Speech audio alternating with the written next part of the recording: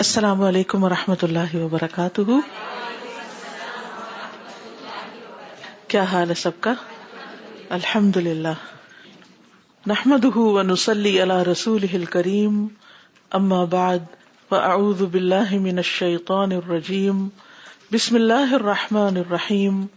رب اشرح لی صدری ویسر لی امری واحلل عقدۃ من لسانی یفقہوا قولی. قل لا يعلمون. کل ہم نے حکمت کے بارے میں پڑھا اور ہم سب جانتے ہیں کہ جس کو حکمت ملی اسے بہت بڑی بھلائی مل گئی، خیر کثیر نصیب ہو گئی. حکمت کا لفظ ہا کاف میم سے ہے اور اس کا معنی ہوتا ہے روکنا، کیونکہ جس کے اندر حکمت آ جاتی ہے وہ اسے بہت سے غلط کاموں سے روک دیتی ہے، غلط سوچ سے، غلط بول سے، غلط عمل سے. جانوروں کو جس چیز سے لگام دی جاتی ہے، کنٹرول کیا جاتا ہے، وہ بھی کیا کہلاتا ہے؟ حکمت کہلاتی ہے. اسی طرح ظلم سے روکنے کے لیے بھی یہ لفظ استعمال ہوتا ہے. حکمت کے فائدے کیا ہیں؟ کہ اس سے انسان حقیقت کو وہم سے الگ کر لیتا ہے، کنفیوژن سے نکل جاتا ہے، وسواس اور الہام میں فرق جان لیتا ہے، رحمان کے وعدوں اور شیطان کے وعدوں میں فرق کر سکتا ہے. اسے یہ معلوم ہو جاتا ہے کہ کوئی کام کب، کیسے اور کتنا اور کہاں کرنا ہے اور کہاں نہیں کرنا. حکمت حاصل ہوتی ہے قرآن مجید میں غور و فکر کرنے سے، سنت رسول صلی اللہ علیہ وسلم کو جاننے سے، کیونکہ قرآن میں سنت کے لیے لفظ حکمت استعمال ہوا ہے. تو جو شخص نبی صلی اللہ علیہ وسلم کی سنتوں کو جانتا ہی نہیں، وہ حکمت حاصل نہیں کر سکتا، وہ حکمت سے دور ہے. اسی طرح فضول گفتگو، بیکار کاموں اور لغویات کو ترک کرنے سے حاصل ہوتی ہے، کیونکہ جب تک انسان فضول چیزوں سے نہیں بچتا وہ اپنی صلاحیتوں کو، اپنی طاقت کو صحیح راستے پر نہیں لگا سکتا، اس پر گہرے معنی نہیں کھلتے حقائق کے، کیونکہ اس کی توجہ ہی نہیں ہوتی اس پر، وہ غور و فکر ہی نہیں کرتا. اسی طرح حکمت کے جو ارکان اور واجبات ہیں ان میں اخلاص، تقوی، خشیت الہی، اللہ کی طرف سے توفیق، مجاہدہ یعنی جد و جہد اور کوشش، تجربہ، مشورہ، بات کی تحقیق تک پہنچنا، صبر، دعا پر یقین، استخارہ کرنا وغیرہ. اس کے علاوہ آپ نے حکمت کے بارے میں کیا غور و فکر کیا؟ جی ناہید. السلام علیکم. عبداللہ بن عباس اور خالد بن ولید رضی اللہ عنہ کی لائف کے بارے میں جب ریوائز کر رہی تھی تو آئی فیلٹ کہ جو حکمت جس کے اندر ہوتی ہے وہ الرٹ انسان ہوتا ہے، ہی از فوکسڈ، اور وہ صرف سیلف سینٹرڈ نہیں ہوتا. جس طرح ہم عبداللہ بن عباس کی لائف سے مجھے لگا کہ جب وہ حج پہ استلام کر رہے تھے معاویہ رضی اللہ عنہ، تو he was not only focused in his own worship, وہ اراؤنڈ سراؤنڈنگ میں بھی دیکھ رہے تھے، not as a sake of curiosity, but یہ کہ اس وقت انہوں نے امیڈیٹلی اصلاح کی حکمت کے ساتھ. یعنی امر بالمعروف اور نہی عن المنکر وہی کر سکتا ہے نا جس کو معروف کا معلوم ہو اور منکر کا پتہ ہو، اور پھر کس وقت کہاں کیا ہو رہا ہے اور کس طریقے سے اس کو روکنا ہے. کیونکہ ادعو الی سبیل ربک بالحکمت والموعظۃ الحسنۃ. السلام علیکم ورحمۃ اللہ وبرکاتہ. وعلیکم السلام. بچپن میں اپنی امی کو اور اپنے استادوں کو دیکھ کے یہ پتہ چلتا تھا کتابیں اتنی نہیں پڑھی تھی انہوں نے، لیکن اتنی پیاری ان کی عادات تھیں کہ ہماری استاد نے کہا تھا، ہماری اسلامیات کی ٹیچر تھیں، اب مجھے وہ یاد آئی کل بات کہ انہوں نے کہا آپ نے آنا نہیں اسکول لیکن آپ نے نماز ضرور پڑھنی ہے، نماز پڑھ کے آنا. اب جب میں اٹھتی تھی تو کبھی ایسے ہوتا دھوپ چڑھی ہوئی اور میں اللہ اکبر کہ نماز، سارے بہن بھائی یہ نماز غلط ٹائم پہ پڑھ رہی، یہ پڑھ، امی کہتی تھی پڑھنے دو، پڑھو آپ آرام سے اپنی پڑھو، اور میں وہ پڑھ کے چلی جاتی تھی. میرا استاد یہ نہیں پوچھتی تھی تم نے کس وقت پڑھی، کیا کیا، کہتی تھی پڑھ لی، ہم کہتے تھے جی، اور وہ خوش ہو جاتی تھی، اور امی کبھی روکتی نہیں تھی اور پڑھنے. تو اس سے اتنی محبت پیدا ہوگی، عادت ہی ہو گئی، پھر صحیح ٹائم پر بھی اٹھنے کی. اور پھر اللہ نے توفیق دی تو وقت پر بھی آ گئی. اور اگر ایک ہی وقت میں بچوں کو بہت ساری چیزیں بتا دی جائیں تو وہ کچھ بھی نہیں کر پاتے. تو دیکھنا یہ چاہیے نا کہ کس وقت کس کو کتنی ڈوز دینی چاہیے، یہی حکمت ہوتی. کیونکہ ابھی بچے تو مکلف بھی نہیں ہوتے، اگر تھوڑا بہت وقت آگے پیچھے بھی ہو جائے تو ایٹ لیسٹ نمبر 1 ان کو عادت تو پڑے ایک کام کی. آگے حضرت عبداللہ بن مسعود کی زندگی کے بارے میں بہت سے اسباق اس میں. کل جو ہم نے آخری حدیث پڑھی تھی، چونکہ وقت کم تھا اس لیے اس پر زیادہ بات نہیں ہو سکی تھی، تھوڑی سی گفتگو اس پر کروں گی اور اب دیکھتی ہوں کہ آپ کی حکمت کیا کہتی ہے. آپ نے کیا غور و فکر کیا اس پر. اگر آپ نے دوبارہ جا کر حدیث کو ریوائز کیا ہو تو ضرور آپ کو اس میں سے کوئی نہ کوئی موتی چننے کو ملے ہوں گے. میری آپ سب کو دوبارہ یاد دہانی ہے کہ گھر جا کر حدیث کی کتاب ضرور کھولیے, اس کے ٹیکسٹ کو پڑھیے, چاہے پڑھنے میں زیادہ سمجھ نہ بھی آئے ڈائریکٹ عربی سے, لیکن اصل الفاظ کو ضرور دیکھیے اور اس کے ساتھ ساتھ اپنی نگاہوں سے بھی ترجمہ پڑھیے کہ آپ نے جو سنا تھا اور اب آپ پڑھ رہے ہیں تو آپ کو کیا سمجھ میں آیا. آپ دیکھیے کہ حدیث کیا تھی.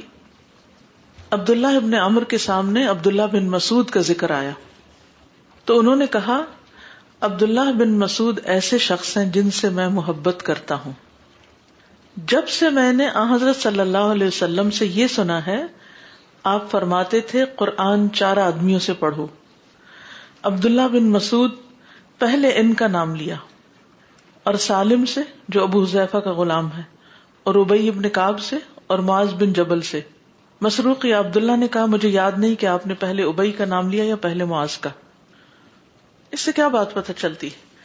عبداللہ بن عمرو ابن مسعود سے کیوں محبت کرتے تھے. آج ہم ابن مسعود کے بارے میں پڑھیں گے, ان کا حال حلیہ, ان کا حسب نسب, اور ان کے اسلام کے بارے میں, اور پھر اسلام لانے کے بعد انہوں نے جو کچھ کیا, اپنی ساری زندگی جس طرح گزاری, ان کی خاص خاص عادات اور ان کی زندگی کے خاص خاص کام کیا تھے, اور ان میں سے سب سے اوپر کیا چیز تھی جس کی وجہ سے عبداللہ ابن عمرو ان سے محبت کرتے تھے. اور کب سے وہ محبت کرتے تھے ان سے؟ جب سے انہوں نے سنا تھا. کیا سنا تھا؟ کہ ان سے قرآن پڑھو.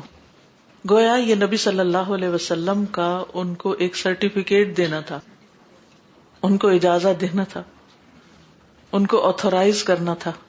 ان کے علم پر آپ کا اعتماد تھا کہ وہ جو سکھائیں گے صحیح سکھائیں گے, وہ سکھانے کے لائق ہیں, وہ قرآن کے ایک اچھے استاد ہیں. تو عبداللہ ابن عمرو اس بنا پر ان سے محبت کرتے تھے کہ میں جب سے ان سے محبت کرتا ہوں, جب سے میں نے ان کے بارے میں آپ سے یہ سنا. محبت کا معیار دیکھیں جی. جی ہاں, تعلیم بھی کس چیز کی؟ قرآن کی. تو اس سے یہ پتہ چلتا ہے کہ ہمارے دین نے معلم کو کتنی عزت دی ہے, اور خاص طور پر قرآن کے معلم کو, اور پھر اس معلم کو جو صحیح طور پر پڑھاتا ہو. لیکن ان کی قدر پہچانتا کون ہے؟ کون پہچانتا ہے؟ جن کو قرآن سے محبت ہوگی, جن کو دین سے محبت ہوگی. عبداللہ ابن عمرو خود ایک صحابی ہیں اور بڑے پائے کے صحابی ہیں, خود بھی ایمان اور علم میں بہت آگے ہیں. وہ ابن مسعود سے محبت کرتے ہیں اس بنا پر. ہم سب بھی اپنے آپ سے پوچھیں کہ میں جس کسی سے بھی محبت کرتی ہوں کس بنا پہ کرتی ہوں؟ اس کی شکل و صورت کی وجہ سے, اس کے کسی سٹیٹس کی وجہ سے, اس کے مال کی وجہ سے, کسی خاص مقام کی وجہ سے, کسی خاص نیشنلٹی یا کسی خاص قوم قبیلے سے تعلق رکھنے کی وجہ سے؟ کیوں؟ یا صرف کسی خون کے رشتے کی وجہ سے؟ ہماری محبتوں کے معیار کیا ہیں؟ صحابہ کی محبتوں کے معیار کیا تھے؟ وہ کس بنا پہ عبداللہ بن مسعود سے محبت کرتے ہیں؟ اس حدیث کو دوبارہ دہرانے کا ایک مقصد یہ بھی تھا کہ اب جب آپ عبداللہ بن مسعود کے بارے میں پڑھیں گے تو پوری توجہ سے پڑھیں گے کہ ان سے محبت کرتے تھے. کیوں؟ وہ کیا خوبیاں ہوتی ہیں, وہ پرسنالٹی کے اندر کیا چیزیں ہوتی ہیں جن کی بنا پر محبت کی جاتی ہے یا کی جانی چاہیے؟ کیا ہمارے اندر وہ خوبیاں ہیں؟ کیا ہم اس خصوصیت یا اس فضیلت کو حاصل کرنے کے لیے کچھ کوشش کر رہے ہیں؟ کیونکہ اہل القرآن تو اللہ کے بھی خاص بندے ہوتے ہیں. قیامت کے دن وہ VIP ہوں گے جن سے اسپیشل ٹریٹمنٹ ہوگی. تو اس لیے قرآن کا سیکھنا, قرآن کے ساتھ وقت گزارنا, قرآن سے محبت کرنا, قرآن کا پڑھنا, قرآن کا طالب علم ہونا, قرآن کا پڑھانا سکھانا اور اسے صحیح طور پر امانت کے ساتھ پڑھنا اور پڑھانا, یہ معمولی کام نہیں ہے. خیرکم من تعلم القرآن وعلمہ, یہ رسول اللہ صلی اللہ علیہ وسلم کا فرمان.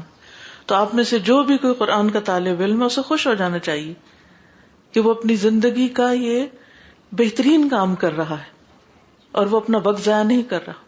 اور جو قرآن کی خدمت کر رہے ہیں ان کو بھی خوش ہو جانا چاہیے کہ وہ ایک بہترین کام کر رہے ہیں. ہوا خیر مما یجمعون، دوسرے لوگ جو کچھ بھی سمیٹ رہے ہیں اس سے بہتر ہے جو یہ جمع کر رہے ہیں. تو کبھی بھی اپنے آپ کو انڈر ایسٹیمیٹ اس اعتبار سے نہ کریں یا اپنی کوششوں کو حقیر اس اعتبار سے نہ سمجھیں کہ میں کیا کر رہی ہوں، کہیں میرا وقت ضائع تو نہیں ہو رہا، کہیں میں لوگوں سے پیچھے تو نہیں رہ گئی. لوگ تو ایک کے بعد ایک ڈگری اور ایک کے بعد ایک کورس کے آگے سے آگے بڑھتے چلے جا رہے ہیں، میں کہاں کھڑی ہوں. نہیں، یہ معمولی کام نہیں ہے اللہ کی کتاب کا پڑھنا اور پڑھانا. تو آئیے سیکھتے ہیں، جانتے ہیں عبداللہ ابن مسعود کے بارے میں. ان کا نام عبداللہ ہے، والد کا نام مسعود بن غافل تھا، والدہ کا نام ام عبد بنت عبد ود، قرآن میں آتا نا ودن ولا سعان، ابن سوئی، بنو زہرہ سے تھی. ام عبد جو ان کی والدہ تھی بنو زہرہ سے تھی. عبداللہ بن مسعود کی کنیت ابو عبد الرحمن. کل کسی نے مجھ سے ایک بڑا اچھا سوال کیا کہ کنیت کیا ہوتی ہے اور کنیت کیوں رکھی جاتی. تو کنیت جو ہوتی ہے وہ نام کے بدلے میں استعمال کی جاتی ہے کہ جو لوگ اپنے نام کو ظاہر نہیں کرنا چاہتے، مثلا میرا نام فرحت ہے اور میں نہیں چاہتی کہ لوگ میرا نام جانے، تو میں کیا کروں گی؟ ام ہشام. عموماً بیٹے کے نام سے کنیت رکھی جاتی. ٹھیک ہے، تو کنیت کا جو لفظ ہے نا، یعنی کہ چھپانے سے، یعنی نام کو چھپا دیتی ہے یا اصل شخصیت کو چھپا دیتی. دوسری ایک وجہ یہ بھی ہوتی ہے کہ جب دو لوگوں کا نام ایک جیسا ہوتا ہے تو ایک کو دوسرے سے ڈسکریمنیٹ کرنے کے لیے بھی کنیت رکھی جاتی. تو عربوں کے ہاں یہ عام رواج تھا کہ وہ نام کی جگہ کنیت استعمال کرتے. تو محبت سے بھی جب کسی کو بلاتے تھے تو کنیت سے بلاتے تھے. تو ابو عبد الرحمن الہذلی المکی البدری، کیونکہ جنگ بدر میں انہوں نے حصہ لیا تھا اور ان کا ایک خاص کارنامہ بھی تھا جنگ بدر میں. یاد ہے کسی کو؟ جی، ابو جہل کے قتل میں شریک تھے.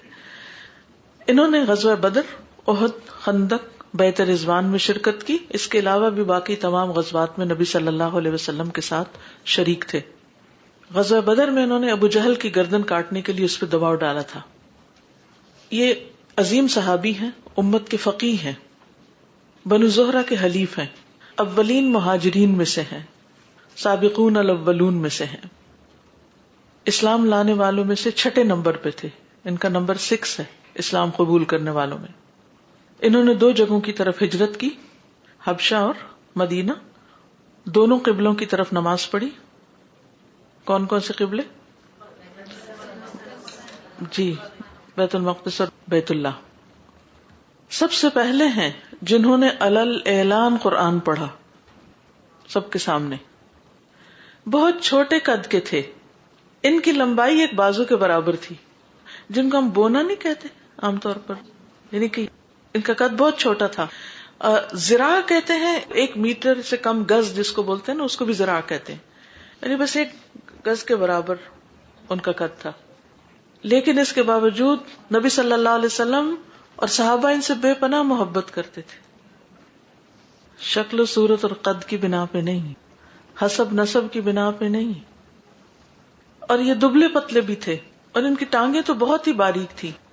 اور یہ عقبہ بن ابی معیط کی بکریاں چرایا کرتے تھے جو بلوغت کے قریب تھے، جب چھوٹے لڑکے تھے. اسلام لانے کے بعد یہ رسول اللہ صلی اللہ علیہ وسلم کے بہت قریب رہے ہیں. یہ آپ کے جوتے اٹھانے والے تھے، صاحب نعل رسول اللہ صلی اللہ علیہ وسلم. ان کی آواز بہت خوبصورت تھی. جب یہ تلاوت کرتے تو لوگ متوجہ ہو جاتے، اور جب آنکھیں تھم جاتی یعنی لوگ سو جاتے تو یہ اٹھ کھڑے ہوتے. تو ان کی آواز ایسے سنی جاتی جیسے شہد کی مکھیوں کی بھنبھناہٹ کی آواز ہوتی تھی. یہ قرآن پڑھ کر روتے تھے. یہ قرآن سے محبت بھی کرتے تھے. صرف قرآن سکھانے والے نہیں تھے بلکہ قرآن سے محبت کرنے والے بھی تھے. بعض اوقات ایسا ہوتا ہے نا کہ ہم صرف ایک ڈیوٹی سمجھ کے سکھا رہے ہوتے ہیں، چونکہ کورس کر رہے ہیں تو اس لیے اب پڑھنا ہی ہے نا مجبوراً، اب ٹیسٹ ہے، اب اتنی دفعہ پڑھنا ہوگا. نہیں، قرآن سے محبت کریں، اس کو بوجھ نہیں سمجھیں. پھر یہ بیت المال کے متولی اور قاضی تھے. عمر رضی اللہ عنہ کے دور خلافت میں اور عثمان رضی اللہ عنہ کی خلافت کے ابتدائی دور میں کوفہ کے محکمہ قضاء اور بیت المال کے متولی تھے. اب آپ دیکھ رہے ہیں کہ کتنے مختلف قسم کے کام کرنے والے، اور یہ صحابہ کرام میں سے اکثر کو آپ دیکھیں گے ایک طرف نبی صلی اللہ علیہ وسلم کی خدمت کر رہے ہیں، دوسری طرف جنگوں میں حصہ لے رہے ہیں، تیسری طرف قرآن پڑھنے والے اور قرآن پڑھانے والے اور بہترین قرات والے، پھر اس کے ساتھ ساتھ حکومت کے عہدوں پر بھی فائز۔ حضرت عمر رضی اللہ عنہ ان سے بہت محبت کرتے تھے، لیکن انہوں نے اپنے اوپر کوفہ والوں کو ترجیح دی اور ان کو وہاں بھیج دیا ان کی خدمت کے لیے، تو وہاں یہ تعلیم بھی دیتے تھے اور اس کے ساتھ ساتھ محکمہ قاضی بھی تھے کیونکہ فقیہ بھی تھے، اور ساتھ ساتھ بیت المال کے متولی بھی تھے۔ ایک وقت میں کئی کام، اتنی خوبیاں ایک بندے میں کب اور کیسے پیدا ہوتی ہیں؟ غور کیجئے، سوچئے۔ ہم تو جب ایک کام کرنے لگتے تو دوسرے کام کو اپنی شان کے خلاف سمجھنے لگتے ہیں، یا اس میں آر یا حتک محسوس کرنے لگتے ہیں، یا پھر کہتے ہیں کہ کافی ہے نا، بہت کچھ سیکھ لیا، بہت کچھ کر لیا، نئی چیزیں سیکھنے کی طرف توجہ نہیں دیتے۔ یہ ان لوگوں میں سے تھے جن کے بارے میں یہ آیت نازل ہوئی کہ آپ صلی اللہ علیہ وسلم ان کو اپنے سے دور نہ کریں۔ یہ بات پیچھے میں نے حضرت عمار کے واقعے میں بھی سنائی تھی کہ حضرت سعد کہتے ہیں کہ یہ آیت ہم 6 افراد کے بارے میں نازل ہوئی، میرے بارے میں، ابن مسعود، صہیب، عمار، مقداد اور بلال کے، کہ مالی اعتبار سے اور پھر سٹیٹس کے اعتبار سے، چونکہ یہ لوگ غلاموں اور سو کالڈ نچلے طبقے سے تعلق رکھتے تھے، تو جو مکہ کے سردار تھے وہ چاہتے تھے کہ یہ مجلس میں نہ ہو تو ہم آئیں گے، تو ان کو ہٹا دیا جائے۔ تو نبی صلی اللہ علیہ وسلم کے دل میں جو بھی خیال ہے، بہرحال اللہ سبحانہ وتعالیٰ نے آیت نازل فرما دی، وَلَا تَطْرُدِ الَّذِينَ يَدْعُونَ رَبَّهُمْ بِالْغَدَاةِ وَالْعَشِيِّ يُرِيدُونَ وَجْهَهُ، ان لوگوں کو اپنے پاس سے مت ہٹائیے جو صبح شام اپنے رب کو پکارتے ہیں اور اس کا چہرہ چاہتے ہیں، یعنی ان کا مقصد صرف اللہ کی رضا حاصل کرنا ہے، اس وجہ سے آپ کے قریب ہیں۔ آپ صلی اللہ علیہ وسلم نے ان کے طور طریقے اختیار کرنے کا حکم دیا۔ حذیفہ کہتے ہیں کہ ایک مرتبہ ہم حضور صلی اللہ علیہ وسلم کے پاس بیٹھے ہوئے تھے، آپ نے فرمایا میں نہیں جانتا کہ میں تمہارے درمیان کتنا عرصہ رہوں گا، اس لیے ان 2 آدمیوں کی پیروی کرنا جو میرے بعد ہوں گے۔ آپ نے ابو بکر اور عمر رضی اللہ عنہما کی طرف اشارہ کیا اور فرمایا کہ عمار کی سیرت اختیار کرو، پیچھے ہم یہ بات پڑھ چکے ہیں، اور ابن ام عبد کے عہد کو تھام لو، یعنی ان کا جو طریقہ رہا ہے، جس طرح انہوں نے زندگی گزاری ہے، جو ان کی کمٹمنٹ تھی، اس طرح کی کمٹمنٹ اختیار کرو۔ جیسا کہ ہم جانتے ہیں کہ ان کا قد بھی چھوٹا تھا اور ان کا جسم بھی بہت پتلا اور نحیف تھا، اور ان کی ٹانگیں تو بہت ہی پتلی تھی۔ ان کے بارے میں آتا ہے کہ ایک مرتبہ وہ پیلو کی مسواک چن رہے تھے، تو ان کی پنڈلیاں جو تھی بہت پتلی تھی، جب ہوا چلتی تو لڑکھڑانے لگتے، یعنی اس قدر کمزور تھے۔ تو یہ دیکھ کر لوگ ہنسنے لگے، تو آپ نے پوچھا تم کیوں ہنس رہے ہو؟ لوگوں نے کہا اللہ کے رسول صلی اللہ علیہ وسلم ان کی پتلی پتلی پنڈلیاں دیکھ کر۔ آپ نے فرمایا اس ذات کی قسم جس کے ہاتھ میں میری جان ہے، یہ دونوں پنڈلیاں میزان میں احد پہاڑ سے بھی زیادہ وزنی ہے۔ آپ کو یاد ہے نا کہ قیامت کے دن انسان کے جو اعمال تولے جائیں گے، وہ ایک تو بک آف ڈیڈز ہوں گی، دوسرے انسان کے اپنے اعمال کا یا یعنی اس کے ایمان کا ایک وزن ہوگا، یعنی جیسے اب ان کی پنڈلیوں کی بات کی گئی کیونکہ استقامت کی وجہ سے دین میں۔ پھر ان کی پسند اور نبی صلی اللہ علیہ وسلم کی پسند بھی بہت ملتی جلتی تھی۔ آپ نے فرمایا میں اپنی امت کے لیے وہی پسند کرتا ہوں جو اس کے لیے ام عبد کے بیٹے نے پسند کیا۔ ان سے متعلق قرآن پاک کی ایک آیت بھی نازل ہوئی تھی، لیس علی الذین آمنوا وعملوا الصالحات جناح فیما طعموا اذا ما اتقوا، جو ایمان لائے اور نیک عمل کیے ان پر کوئی گناہ نہیں اس بات پر جو وہ کھا چکے ایمان اور پرہیز کے ساتھ۔ رسول اللہ صلی اللہ علیہ وسلم نے فرمایا تم ان میں سے ہو۔ یاد ہے جب شراب کی ممانعت نازل ہوئی تو لوگوں کو فکر ہوئی کہ جو پہلے ہو چکا اب کیا ہوگا۔ پھر یہ اللہ کے مقرب بندوں میں سے تھے۔ حذیفہ کہتے ہیں کہ محمد صلی اللہ علیہ وسلم کے ساتھیوں میں سے محفوظ یعنی متقی اور فتنوں سے بچے ہوئے لوگ جانتے ہیں کہ ابن ام عبد یعنی عبداللہ ابن مسعود تمام صحابہ کی نسبت اللہ سے تعلق میں سب سے زیادہ قریب ہیں، مستجاب الدعا بھی تھے، یعنی ان کی دعائیں قبول ہوتی تھی۔ ابن مسعود سے مروی ہے کہ وہ مسجد میں نماز پڑھ رہے تھے کہ نبی صلی اللہ علیہ وسلم داخل ہوئے، تب وہ دعا کر رہے تھے تو آپ نے فرمایا مانگو تمہیں دیا جائے گا، یعنی تم دعا کرو تمہاری دعا قبول ہوگی۔ تو وہ کہہ رہے تھے، اب دیکھیے مانگنے والے نے مانگا کیا، اللہم انی اسألک ایمانا لا یرتد ونعیما لا ینفد ومرافقۃ محمد صلی اللہ علیہ وسلم فی اعلی غرف الجنت جنت الخلد. اے اللہ میں آپ سے ایمان کا سوال کرتا ہوں جس میں کبھی ارتداد نہ، یعنی میں کبھی بھی نہ پلٹوں. ایسی نعمتوں کا سوال کرتا ہوں جو کبھی ختم نہ ہوں، اور ہمیشہ کی جنت کے بلند حصے میں محمد صلی اللہ علیہ وسلم کی رفاقت کا سوال کرتا ہوں. کتنی جامع دعا ہے. ایمان آ گیا تو سبھی دین مل گیا، ہر چیز مل گئی دین سے متعلق. نعمتیں جو کبھی ختم نہ ہوں تو ظاہر وہ جنتی کی نعمتیں ہو سکتی ہیں، اور دنیا میں بھی نعمتوں میں زوال نہ ہو مراد ہے. اور جنت کے بلند حصے کا یعنی اعلیٰ جنت الفردوس مراد ہے کہ اس میں محمد صلی اللہ علیہ وسلم کی رفاقت کا، کہ آپ سے محبت کا اظہار بھی ہو گیا. تو آپ نے فرمایا تھا مانگو دیے جاؤ گے. تو قبولیت کے اس وقت میں انہوں نے اپنے لیے کیا مانگا؟ اگر آج ہمیں کوئی کہے کہ مانگو اس وقت تمہاری دعا قبول ہوگی، ہمیں کچھ یاد آئے گا کیا مانگنا؟ یعنی فوری طور پر اگر کوئی کہے اچھا اسی وقت دعا مانگو، سوچے اچھا کیا مانگے، کیا شاید تھوڑا وقت اسی میں گزار دیں سوچ کے کیا مانگے. لیکن ان لوگوں کی تھنکنگ کتنی کلیئر تھی. اس کو حکمت کہتے ہیں نا، کہ رائٹ ٹائم پر رائٹ کام کرنا اور انسٹنٹلی فوری طور پر. یہ جو فوری ریاکشنز ہوتے ہیں نا، یہ ہماری شخصیت کے عکاس ہوتے ہیں کہ ہمارے اندر کیا ہے نا. جیسے آپ دیکھیے کہ مثلا گلاس کو اگر جھٹکا لگے تو باہر کیا گرے گا؟ دودھ گرے گا یا پانی گرے گا یا کوئی اور ڈرنک گرے گا؟ کیا گرے گا باہر؟ جو اس کے اندر ہوگا. تو ہماری زندگی میں بھی جب ہمیں جھٹکے لگتے ہیں نا، اچانک کوئی چیز پیش آ جاتی ہے ہمیں، تو اس وقت ہمارے اندر سے کیا نکلتا ہے؟ وہی نکلتا ہے جو ہمارے اندر ہوتا ہے. ہماری زبان سے بات کیا نکلتی ہے؟ میں اکثر سوچتی ہوں کہ اچانک موت آ جائے تو میرے منہ سے کیا نکلے گا.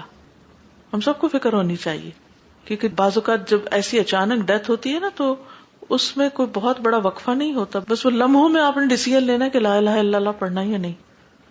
آخری کلام جس کا لا الہ الا اللہ ہوگا وہ جنت میں داخل ہوگا. تو جس کو فکر ہوگی، جو دعا کرے گا حسن خاتمہ کی، تو اللہ سبحانہ وتعالیٰ اسے عطا کرے گا نا انشاءاللہ. پھر یہ ہمیں اپنے اندر کے تزکیے کی مسلسل ضرورت ہے، کیونکہ اندر اچھی اچھی چیزیں ہوں گی نا تو فوراً باہر اچھی نکلیں گی. اگر ہمارے دل میں اچھا گمان ہوگا اللہ کے بارے میں تو کوئی مشکل آئے گی تو ہم کہیں گے میرا رب کبھی مجھے ضائع نہیں کرے گا، میرا رب میرے ساتھ اچھا ہی معاملہ کرے گا. اور اگر اللہ کے بارے میں گمان اچھا نہیں تو ہمارے منہ سے بھی کچھ ایسی بات نکلے گی. لوگوں کے بارے میں ہمارا گمان اچھا ہے تو ان کا کوئی ذکر کرے گا تو ہمارے منہ سے اچھی ہی بات نکلے گی. اور اگر گمان اچھا نہیں تو کچھ اور ہی نکلے گا. تو ہمیشہ اپنے انسٹنٹ ریاکشنز پر غور کیا کریں. اچانک میرے منہ سے کیا نکلتا ہے؟ ہائے نکلتا ہے، اللہ اکبر نکلتا ہے، سبحان اللہ نکلتا ہے، لا الہ الا اللہ نکلتا ہے، کیا نکلتا ہے میرے منہ سے؟ تو اللہ میرے منہ سے جو نکلے اچھا ہی نکلے. لیکن یہ اسی وقت اچھا نکلے گا جب اچھی باتوں کی پریکٹس کریں گے اور بری باتوں سے روک لیں گے اپنے آپ کو. یہی اصل میں حکمت ہے. پھر اسی طرح نبی صلی اللہ علیہ وسلم کا ان کے ساتھ خصوصی تعلق بھی تھا. خاص مواقع پر ان کو اپنے ساتھ بھی لے جایا کرتے تھے، سفر میں بھی آپ کے ساتھ ہوتے. اور جیسے ایک اور حدیث سے ہم نے دیکھا نا کہ آپ کے جوتے، آپ کا مسواک اور آپ کے وضو کا برتن جو تھا وہ اٹھائے ہوئے ہوتے تھے. ابن مسعود سے روایت ہے کہ رسول اللہ صلی اللہ علیہ وسلم نے ایک مرتبہ عشاء کی نماز پڑھائی، پھر عبداللہ بن مسعود کا ہاتھ پکڑ کر مکہ کی بطحا وادی کی طرف نکل گئے. وہاں پہنچ کر انہیں بٹھایا اور ان کے گرد ایک خط کھینچا، یعنی حصار باندھا، ایک سرکل بنایا اور ابن مسعود کو کہا کہ اس کے اندر بیٹھ جاؤ، اور فرمایا کہ اس سے باہر نہیں نکلنا، بس تمہاری جگہ یہی ہے. تمہارے پاس کچھ لوگ آئیں گے، تم ان سے بات نہ کرنا، تو وہ بھی تم سے بات نہیں کریں گے. پھر رسول اللہ صلی اللہ علیہ وسلم نے جہاں کا ارادہ کیا تھا وہاں چلے گئے. وہ کہتے ہیں میں وہیں بیٹھا ہوا تھا تو میرے پاس کچھ لوگ آئے اور یہ دراصل جنات تھے. وہ کہنے لگے یوں آئے جیسے کوئی افریقہ کے لوگ ہوں. ان کے بال اور ان کے جسم بھی افریقیوں کی طرح ہی تھے، یعنی بال ہوتے ہیں نا چھوٹے چھوٹے ہوتے ہیں اور کنڈلے سے ہوتے ہیں. نہ مجھے ان کا سطر دکھائی دیتا تھا نہ ان کی جلد، یعنی اتنے بال تھے کہ کچھ دکھائی نہیں دے رہا تھا. وہ میری طرف آتے تھے لیکن اس لکیر سے آگے نہیں بڑھ سکتے تھے. تو وہ پھر جب بڑھ نہیں سکے، میں نے ان سے بات نہیں کی، انہوں نے بھی نہیں کی، تو پھر نبی صلی اللہ علیہ وسلم کی طرف نکل گئے. یہاں تک کہ جب رات کا آخری حصہ ہوا تو حضور صلی اللہ علیہ وسلم میرے پاس تشریف لائے جبکہ میں بیٹھا ہوا تھا اور فرمایا میں پوری رات جاگتا رہا ہوں. پھر وہ میرے پاس میرے خط میں داخل ہوئے، یعنی نبی صلی اللہ علیہ وسلم، اور میری ران کو تکیہ بنا کر سو گئے.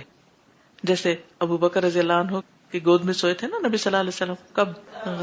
غار ثور میں. جسٹ ریمائنڈر، کیونکہ ہمیں پتہ ہوتی ہیں باتیں لیکن پھر انسٹنٹ ریئیکشن میں ہم بھول جاتے ہیں باتوں کا. اور رسول اللہ صلی اللہ علیہ وسلم جب سوتے تو خراٹے لینے لگتے. اس دوران کہ میں بیٹھا ہوا تھا اور رسول اللہ صلی اللہ علیہ وسلم میری ران پر سر رکھے ہوئے سو رہے تھے کہ کچھ لوگ آئے جنہوں نے سفید کپڑے پہنے ہوئے تھے. ان کے حسن و جمال کو اللہ ہی جانتا ہے. وہ لوگ مجھ تک آئے. پھر ایک گروہ رسول اللہ صلی اللہ علیہ وسلم کے سرہانے کی طرف بیٹھ گیا اور دوسرا آپ کے پاؤں کی طرف. پھر آپس میں کہنے لگے ہم نے کوئی بندہ ایسا نہیں دیکھا جسے وہ کچھ دیا گیا ہو جو اس نبی کو عطا کیا گیا ہے. ان کی آنکھیں سوتی ہیں اور دل جاگتا ہے، یعنی چاہے آپ خراٹے لے رہے ہیں مگر دل جاگ رہا ہے. ان کی مثال بیان کرو. دوسرے کہنے لگے کہ ان کی مثال ایک سردار جیسی ہے جس نے محل بنایا اور اس میں دسترخوان لگا کر لوگوں کو کھانے پینے کی دعوت دی. پھر جس نے دعوت قبول کی اس نے ان کے کھانے میں سے کھایا اور ان کے پینے میں سے پیا، اور جس نے دعوت قبول نہیں کی اس نے ان کو سزا دی یا فرمایا عذاب دیا. پھر لوگ اٹھ کر چلے گئے، یعنی وہ لوگ جو آئے تھے سر اور پاؤں کی طرف بیٹھے تھے چلے گئے، اور رسول اللہ صلی اللہ علیہ وسلم جاگ گئے اور فرمایا تم نے سنا ان لوگوں نے کیا کہا؟ کیونکہ آپ کا دل جاگ رہا تھا نا، لہٰذا آپ سن رہے تھے. جانتے ہو یہ کون تھے؟ میں نے کہا اللہ اور اس کا رسول بہتر جانتے ہیں. یہ نہیں کہا میرا خیال ہے یہ تھے، میرا خیال وہ نہیں، کچھ خیال نہیں ظاہر کیا، کہا اللہ اور اس کا رسول بہتر جانتے ہیں. آپ نے فرمایا یہ فرشتے تھے. جو مثال انہوں نے بیان کی کیا وہ جانتے ہو کہ کیا ہے؟ میں نے عرض کیا اللہ اور اس کا رسول ہی بہتر جانتے ہیں. آپ نے فرمایا انہوں نے جو مثال بیان کی وہ یہ ہے کہ رحمان تبارک و تعالی نے جنت بنائی اور اس کی طرف اپنے بندوں کو بلایا، تو جس نے اس کی دعوت قبول کی وہ جنت میں داخل ہو گیا اور جس نے انکار کیا اسے سزا دی یا عذاب دیا. تو بہرحال اس طرح کے کچھ مشاہدات تھے جو متعدد مقامات پر نبی صلی اللہ علیہ وسلم نے اپنے صحابہ کو کرائے تاکہ ان کے یقین اور ایمان میں اضافہ ہو. یہ خاص وہ چیزیں تھی جو آپ کی نبوت سے متعلق تھی، جو عام لوگوں کو نہ دکھائی دیتی ہیں اور نہ ہی ان کے ایسے کوئی ایکسپیرینس ہوتے ہیں. نبی صلی اللہ علیہ وسلم نے ان کو بڑی محبت سے تشہد سکھایا، التحیات للہ. اچھا کچھ لوگ جب التحیات پڑھتے ہیں نا تو یا پہ شد نہیں پڑھتے، وہ کیا پڑھتے؟ التحیات. تحیات نہیں ہوتا، التحیات. ٹھیک ہے، آپ سب اس کو درست کر لیجئے اور ایک دوسرے سے بھی سن کر درست کروائیے. التحیات، رائٹ. عبداللہ بن مسعود کہتے ہیں کہ رسول اللہ صلی اللہ علیہ وسلم نے مجھے تشہد سکھایا. اس وقت میرا ہاتھ آپ کی ہتھیلیوں کے درمیان میں تھا. یعنی کس طرح سکھایا؟ میرا ہاتھ آپ کی ہتھیلیوں کے درمیان میں تھا. ٹھیک ہے، آپ کے پامز کے بیچ میں تھا. آمنے سامنے بیٹھے ہوں گے جیسے جبریل آپ کے سامنے آ کر بیٹھے تھے نا، تو اسی طرح تو آپ نے صرف زبان سے نہیں بلکہ ہاتھ پکڑ کر سکھایا.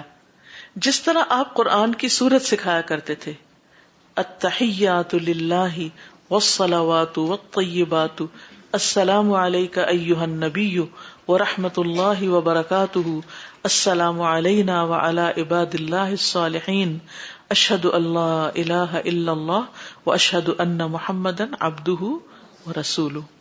آپ صلی اللہ علیہ وسلم اس وقت زندہ تھے جب آپ کی وفات ہوئی، تو وہ کہتے ہیں کہ ہم اس طرح بھی پڑھنے لگے السلام یعنی علی النبی، یعنی نبی صلی اللہ علیہ وسلم پر سلام ہو. نبی صلی اللہ علیہ وسلم یعنی اپنی وفات تک آپ سے محبت کرتے تھے. مسند احمد کی ایک روایت میں آتا ہے کہ موت کے وقت عمرو بن العاص پر ایک گھبراہٹ سی طاری ہو گئی. عمرو بن العاص، یہ وہی عمرو بن العاص ہیں جنہوں نے اسلام قبول کیا تھا کن کے ساتھ؟ خالد بن ولید کے ساتھ. تو ان کے بیٹے عبداللہ ابن عمر نے یہ کیفیت دیکھی اور پوچھا کہ یہ کیوں گھبرا رہے ہیں آپ اتنا؟ حالانکہ رسول اللہ صلی اللہ علیہ وسلم آپ کو اپنے بہت قریب رکھتے تھے اور آپ کو مختلف ذمہ داریاں سونپتے تھے، نہیں آپ کو بہت ٹرسٹ کرتے تھے. انہوں نے فرمایا کہ بیٹا حقیقت تو یہ ہے، لیکن میں تمہیں اس بارے میں بتاؤں، اللہ کی قسم میں نہیں جانتا کہ آپ محبت کی وجہ سے میرے ساتھ یہ معاملہ کرتے یا میری تعلیف قلب کرتے، یعنی میرا دل رکھنے کو. البتہ میں اس بات کی گواہی دے سکتا ہوں کہ دنیا سے رخصت ہوتے تک آپ دو آدمیوں سے محبت کرتے تھے، ایک سمیہ کے بیٹے عمار سے اور دوسرے ام عبد کے بیٹے عبداللہ بن مسعود سے. اچھا ایک آپ بات غور کر رہے ہیں کہ دونوں کی ماؤں کا نام انہوں نے لیا، کیونکہ حضرت سمیہ کا تو واقعی بہت بڑا کردار اور بہت بڑی ان کی سعادت ہے کہ اسلام کی پہلی شہیدہ ہے. اور ام عبد جو تھی یہ بھی نبی صلی اللہ علیہ وسلم کے بہت قریبی لوگوں میں سے تھی، نبی صلی اللہ علیہ وسلم کے گھر میں اکثر آتی جاتی تھی. تو صحابہ کیا گواہی دیتے ہیں کہ نبی صلی اللہ علیہ وسلم ان سے آخر تک محبت کرتے تھے. جابر کہتے ہیں کہ ایک بار جمعہ کے روز جب نبی صلی اللہ علیہ وسلم ممبر پر تشریف فرما ہوئے تو فرمایا بیٹھ جاؤ. ابن مسعود نے سنا تو مسجد کے دروازے پہ بیٹھ گئے، یعنی جب آپ نے کہا بیٹھ جاؤ وہ جہاں تھے وہیں بیٹھ گئے. آپ نے دیکھا تو فرمایا کہ ابن مسعود آگے آ جاؤ. لیکن ان کی آپ دیکھیے کہ سمعنا و اطعنا، ہم نے سنا اور ہم نے اطاعت کی، جو کہا بس فوراً ہی کر لیا. کیا ہم بھی اللہ کے رسول صلی اللہ علیہ وسلم کا کوئی حکم سن کر ماننے میں اتنی جلدی کرتے ہیں؟ یہ نبی صلی اللہ علیہ وسلم کا خیال بھی بہت رکھتے تھے. ابن مسعود کہتے ہیں کہ رسول اللہ صلی اللہ علیہ وسلم ایک چٹائی پر لیٹے ہوئے تھے جس کے نشانات آپ کے پہلو مبارک پر پڑ گئے، یعنی ننگی چٹائی تھی. جب آپ بیدار ہوئے تو میں آپ کے پہلو کو جھاڑنے لگا، یعنی سہلانے لگا کہ نشان لگ گئے. میں نے عرض کیا یا رسول اللہ صلی اللہ علیہ وسلم، آپ ہمیں اس بات کی اجازت کیوں نہیں دیتے کہ ہم اس چٹائی پر کچھ بچھا دیں؟ تو آپ نے فرمایا مجھے دنیا سے کیا، دنیا اور میرا کیا جوڑ. میری مثال دنیا کے بارے میں اس سوار کی طرح ہے کہ جو تھوڑی دیر سایہ لینے کے لیے ایک درخت کے نیچے رکا اور پھر اسے چھوڑ کر چل دیا. حقیقت تو ہماری بھی یہی ہے، اور سایہ ڈلتے دیر نہیں لگتی. وقت کتنی تیزی کے ساتھ گزرتا چلا جا رہا ہے، اور پچھلی زندگی جو اب تک ہم گزار چکے اس میں سے کتنا حصہ ہمارے پاس ہے، کہاں ہے وہ، کچھ بھی نہیں جانتے ہم. نہ ہم اسے ہاتھ سے پکڑ سکتے ہیں، نہ واپس لا سکتے ہیں، نہ صرف یادیں باقی ہیں، اور وہ بھی ختم ہو جائیں گی جب ہم ختم ہو جائیں گے. نبی صلی اللہ علیہ وسلم کے پاس آنے جانے والے تھے، ان کے گھر میں اکثر آتے جاتے. ابن مسعود کہتے ہیں میں رسول اللہ صلی اللہ علیہ وسلم کی خدمت میں حاضر ہوا تو آپ کو بہت تیز بخار تھا. میں نے کہا اللہ کے رسول آپ کو بہت تیز بخار ہے. آپ نے فرمایا ہاں مجھے تم میں سے 2 آدمیوں کے برابر بخار ہوتا ہے. میں نے کہا آپ کو ثواب بھی دوہرا ہوتا ہے؟ آپ نے فرمایا ہاں یہی بات ہے. اسی طرح مسلمان کو جو بھی تکلیف ہوتی ہے وہ کانٹا ہو یا اس سے بھی کم، اس کے باعث اللہ اس کے گناہوں کو ایسے ختم کر دیتا ہے جیسے درخت اپنے پتے گراتا ہے. اس سے بھی ایک بڑی اہم بات پتہ چلتی ہے ہمیں. ہم نے دیکھا ہوگا کہ بعض لوگوں کو بعض کے مقابلے میں بہت تکلیف ہوتی ہے. کچھ لوگ بہت سینسیٹیو ہوتے ہیں، اس بنا پر ان کی تکلیف زیادہ ہوتی. کچھ لوگوں کی زندگی میں ویسی آزمائشیں بہت ہوتی ہیں تو وہ اس وقت اپنے آپ کو بہت مظلوم سمجھتے ہیں کہ ہمارے ساتھ بہت زیادتی ہو رہی ہے، دوسرے تو سب آرام سے رہ رہے ہیں لیکن ہم پریشانیوں میں گھرے ہوئے ہیں. تو یاد رکھیے کہ جس شخص کو دنیا میں کسی بھی آزمائش کا سامنا ہو، کسی بھی تکلیف کا، کسی بھی بیماری کا، کسی بھی مشکل کا دوسروں کے مقابلے میں، تو اس کے لیے اجر بھی اتنا ہی بڑا ہے. آپ کی تکلیف دگنی تھی تو آپ کے لیے اجر بھی دگنا. جو انسان اپنے اجر کو یاد رکھتا ہے اس کے لیے پھر دنیا کی تکلیفیں ہلکی ہو جاتی، آسان ہو جاتی ہیں. اسی طرح آپ کے معجزات کی برکت پانے والے بھی تھے. ابن مسعود کہتے ہیں کہ ہم معجزات کو باعث برکت سمجھتے تھے اور تم لوگ ان سے ڈرتے ہو. ایک مرتبہ ہم حضور صلی اللہ علیہ وسلم کے ساتھ سفر میں تھے کہ پانی ختم ہو گیا تو آپ نے فرمایا جتنا بھی پانی بچ گیا اسے تلاش کرو. چنانچہ لوگ ایک برتن میں تھوڑا سا پانی لائے تو آپ نے اپنا ہاتھ مبارک اس برتن کے اندر رکھا تو ابن مسعود کہتے ہیں کہ ہم دیکھ رہے تھے کہ آپ کی انگلیوں سے پانی کے فوارے چھوٹ رہے تھے، یعنی اس میں سے پانی نکل رہا تھا. آپ نے پھر فرمایا کہ برکت والا پانی لو، اور برکت تو اللہ ہی کی طرف سے ہوتی ہے، یعنی اللہ ہی کے اذن سے یہ پانی یہاں سے نکل رہا ہے. ابن مسعود یہ بھی کہتے ہیں کہ ہم نبی صلی اللہ علیہ وسلم کے زمانے میں کھانے کی تسبیح کی آواز بھی سن سکتے تھے، یعنی آپ سنوا دیتے تھے ہمیں. تو یہ وہ چیزیں ہیں جو آپ نے اپنے صحابہ کو دکھائیں جن کی وجہ سے ان کا ایمان اور یقین اور بھی پختہ ہو گیا. پھر اسی طرح امر بالمعروف اور نہی عن المنکر کرتے تھے. جو شخص نبی صلی اللہ علیہ وسلم کے طریقے سے ہٹتا اس کو سمجھاتے تھے. ابن مسعود کہتے ہیں کہ جو چاہے کل قیامت کے دن اللہ سے مسلمان کی حیثیت سے ملے تو وہ جہاں سے نمازوں کے لیے بلایا جائے ان نمازوں کی حفاظت کرے، یعنی مردوں کے لیے خاص طور پر مسجد میں جا کر نماز پڑھے، کیونکہ اللہ تعالیٰ نے تمہارے نبی کے لیے ہدایت کے طریقے مقرر کر دیے، اور مساجد میں باجماعت نمازیں بھی انہی طریقوں میں سے ہیں. کیونکہ اگر تم اپنے گھروں میں پڑھو گے جیسے یہ جماعت سے پیچھے رہنے والا اپنے گھر میں پڑھتا ہے تو تم اپنے نبی کی راہ کو چھوڑ دو گے، یعنی ایک سنت ترک کر دو گے، اور اگر نبی کی راہ چھوڑ دو گے تو گمراہ ہو جاؤ گے. یعنی اگر مسجد سے تمہارا کوئی رشتہ نہ رہا تو پھر کیا ہوگا؟ مسجد جو ہے وہ ایمان کا مرکز ہوتی ہے، اور اگر مسجد سے ہی رابطہ ختم ہو جائے تو ایمان میں کمزوری آنے لگتی ہے. پھر فرمایا کوئی آدمی جو پاکیزگی حاصل کرتا ہے، اچھی طرح وضو کرتا ہے، پھر مساجد میں سے کسی مسجد کا رخ کرتا ہے تو اللہ تعالیٰ اس کے ہر قدم کے بدلے جو وہ اٹھاتا ہے ایک نیکی لکھتا ہے، اور اس کے سبب اس کا درجہ بلند کر دیتا ہے اور اس کا ایک گناہ کم کر دیتا ہے. اور میں نے دیکھا کہ ہم میں سے کوئی بھی جماعت سے پیچھے نہ رہتا تھا سوائے ایسے منافق کے جس کا نفاق سب کو معلوم ہو. بعض اوقات ایسا بھی ہوتا تھا کہ ایک آدمی لایا جاتا اور وہ 2 لوگوں کے کندھوں پر ہاتھ رکھے ہوئے ہوتا تھا, یعنی اتنی مشکل سے چلتا تھا پھر بھی مسجد آتا تھا, کیونکہ اس کو پتا تھا کہ اس کا اجر و ثواب کتنا زیادہ ہے.